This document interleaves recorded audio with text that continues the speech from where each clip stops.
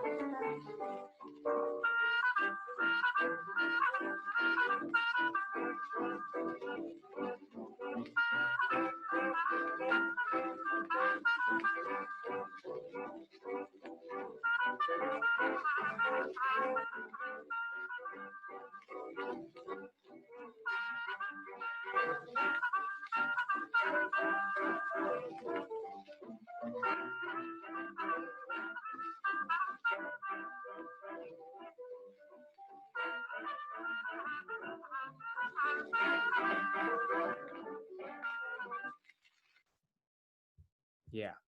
So that is just a great recording. I think it's one of the earliest of the blues ever. I think it actually may be the first ever recorded blues, because before, there weren't as many recordings. But it stands, and the foundation of the blues is kind of right in there. That the sound is kind of simple, it's very grainy, but it really has that blues quality that stay with the music to this day. So let me go back to my project. So here. So continuing on. So after W.C. Handy came along, there was a rise in popularity of the blues, thanks to his and other people's contributions. The blues became popular in the United States for a number of reasons in the 20s. So the big reason is the urban migration occurred.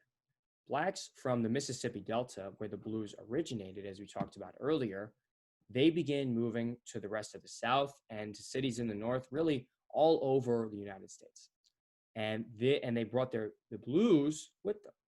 And this kind of created just a natural assimilation of culture that people simply got exposed to the blues that wouldn't have been exposed before because they weren't in the Mississippi Delta and they weren't hearing the music. And when they heard it, it kind of caught on and people really began to like the blues and they wanted to hear the blues. And so you saw the blues really gaining popularity all over the country. Really, and the other kind of twin pillar of this rise in popularity was the rise of the commercial recording industry and the introduction of race records aimed at Black record buyers after 1920. This propelled people to buy the blues. It marketed it as authentic Black music, and it really kind of created a niche for which the blues could succeed in the music world. That it was its own thing. It had a place. It solidified its place in the music world. That people said, I want to listen to this type of music. I want to hear it. And to this day, people still want to hear the blues. The early stars of blues, normally back in the early days, were blues singers. The first songs to be recorded, often called classic blues, were jazz-influenced songs in a vaudeville style, an older style. The great blues women, these were singers who really carried the genre in the early days. Gertrude Ma Rainey, who I believe is often attributed as mother of the blues, if I'm remembering correctly, and Bessie Smith, and unfortunately, I didn't have the time to add videos of these great performers, but if you guys have any time on your hands, you should definitely check them out. They're both really cool and really great singers. And they were often accompanied by pianists, guitarists, or even, small combos. As you could see here, you got a trombone, a drummer, a trumpet, a vocalist, and a saxophone, all in this picture to the right here that really shows you what a band in the 20s who was doing the blues, what that might look like. So after the 20s, the blues expanded, and various forms of the music that were still pretty similar but slightly different started to emerge. By the 1930s, it had become popular across the nation. And, because the nation has different types of people, the United States has all different kinds of people, and that's what makes our country so special. Various forms of the genre emerged. So one of the forms of the genre that emerged was called country blues. And country blues was also referred to as Texas blues. And this was a music that was often performed by a solo guitarist who could also sing. And he would sing the lyrics and, play the guitar. And it had, its own unique characteristics. It was a little different than the classic blues of before. It kind of was its own thing. And we'll hear a recording in the next slide from Blind Lemon Jefferson, who was a prominent country blues musician in the 1930s. The other type of blues that emerged, and one that you kind of still hear today, is called urban blues. And urban blues was much more jazz influenced. And what ended up happening is that kind of urban blues started to get more jazzy, per se. People added more harmony to it, different types of chord progressions to it, kind of going, staying in the foundation of the blues, but also kind of expanding it and creating a new type of blues called urban blues. And the music felt the influence of popular music. The blues felt the influence of that. It felt the influence of jazz and urban blues and country blues. And it went in different directions accordingly. But the music still had its roots. It still had that foundation. And as I said before, that foundation has stayed with the music all through its development into, today's age and even in the future. I always believe that the blues will always retain those roots. So here is a recording of Blind Lemon Jefferson and this is his Matchbox Blues from 1927.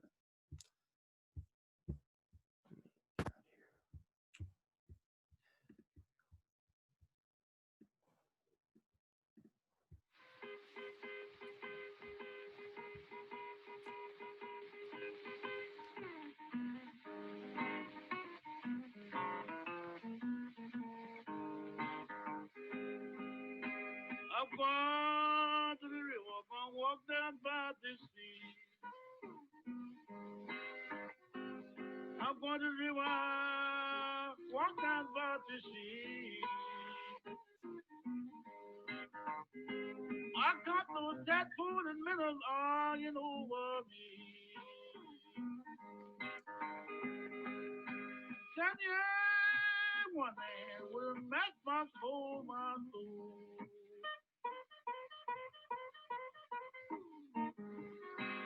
I said, yeah, one day will make my soul, my soul.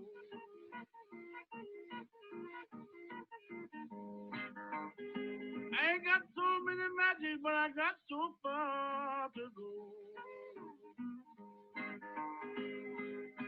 Lord, mama, who may you manage to be? Hey, mama, who may you manage to be? These are so many questions, can you make arrangements for me? I got a girl across town, she crochet all the time.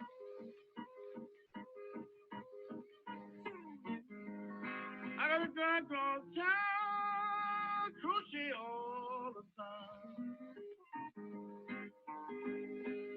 Baby, if you don't quit crocheting, you're gonna lose your mind.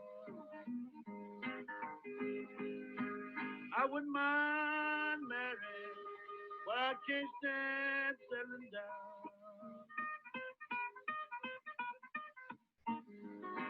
I don't mind marrying, but Lord, settling down.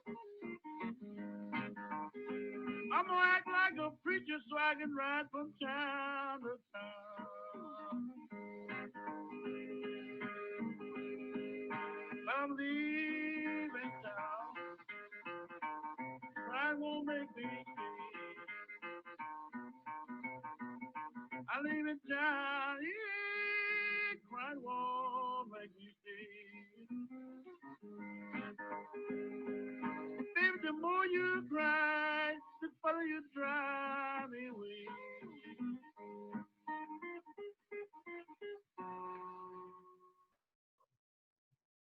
Yeah.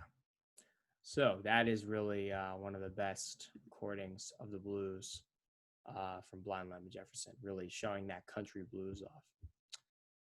So continuing on. Oh, wait, is my screen shared? Wait a minute. I think I messed up here. Here we go. Sorry about that.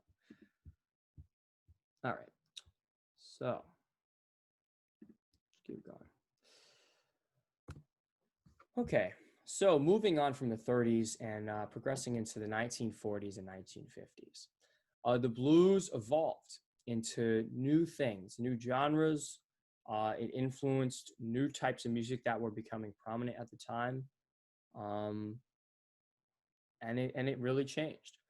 So after World War II, one of the biggest changes was the use of electrified instruments. You know, electronic sounds, electronic instruments, electric guitar really became prominent during this time. That before then, it was really not accepted. But after World War II, electrified instrument gained lots of popularity. Blues bands started incorporating saxophones. Saxophones were not normally part of blues bands, but now they were. And a personal favorite of blues bands from this time was amplified harmonicas, which I didn't really look into enough, but I definitely think it would be interesting to see how one of those sound, because I think we kind of know these days harmonicas are still around a little bit. I don't know if any of you have ever heard someone play a harmonica, but it's an interesting sound. So I would be interested to hear what an amplified harmonica sounded like. At the same time, Chicago became a huge center for the blues. People from all over came and played there. And the blues of this time period, there was a blues created called the Chicago Blues because it was so influenced by the people who were making the music in Chicago in the 50s. That was the scene, and that was where people were. And it kind of solidified Chicago's place as a part of the jazz world and a part of the blues world in the history of this music. And most importantly, to be honest, blues also paved the way for rock and roll in future decades. The sound was really influenced by the blues. It didn't just kind of come from anywhere. It came from, from rock and roll, and it really developed into its own thing. But the blues really influenced it, and that was a very special thing. So whenever you're listening to rock and roll, you got to understand that it comes from somewhere. Try to listen for the blues in that. On the right here, we have B.B. King, who was a prominent blues musician from the 1940s and 1950s. And I didn't have the time to add a recording of him in this presentation, but again, he's another name. You should definitely check him out. He is not just prominent from the 50s, he's prominent from all eras in the past 40 years. I mean, he has been the man when it comes to blues for the world. And I think finally, I wanted to talk a little bit about the relationship between blues and jazz. And I haven't really touched on this yet in this video, but I wanted to because I think it's important to define the relationship. So normally, I think when you hear jazz, you maybe think of the blues, or maybe when you hear the blues, you think jazz. The answer is they're pretty close cousins. They're not exactly the same. They have some very much similarities. They use the same blue notes that the blues uses. They grew up in the same way through immigration and race records. It got popular that way. And each of the genres, again, several elements, the types of chords, the emotions that you get out of the music. These were very similar between blues and jazz, and I would say they still are today. However, they're not the same. There are really unique differences and influences in the blues and jazz, and certainly different types of blues are different. The country blues is very, very different from jazz, whereas the urban blues, or there's also a type of thing now called jazz blues, that is very similar, almost, harmonious with jazz itself. So it really is an interesting kind of spectrum. However, again, you emphasize the blues is its own thing. It has its own definitive character, and jazz is not the same. And what's really beautiful about this story is that each has carved out its own niche in the music world. It's not like jazz came along and squashed the blues, and blues has not squashed jazz. Instead, they've each bloomed and grown up in their own way and went and taken their own path in the music world. And they've each influenced countless musicians and people as, truly American art forms. And I think finally, I wanted to finish up with the blues influence today. It's, again, a global art form, one that many people know across all types of music. It's an American art form. I emphasize that. It is very important to recognize this music is an American music, and it will always be that way. And the blues will continue to grow. The ideas that the blues conveys will live on in music forever. And with that, I think that is the end of my presentation. Here are my sources I used. I really checked out some great sites here. Here's one, allaboutmusic.com. This was a great source for music history and different types of music. Internationalbluesmusicday.com. This is another one, really great. And then NPR. This is a great radio station. They have a fantastic jazz radio station, jazz88.3.fm at npr.org. Go check them out. And, they have fantastic articles on the music, the people that do it, and, really just great stuff. So on that note, I think I'm done with this presentation. I hope you guys enjoyed this, and I hope you learned something about the blues. So thanks, and have a good day.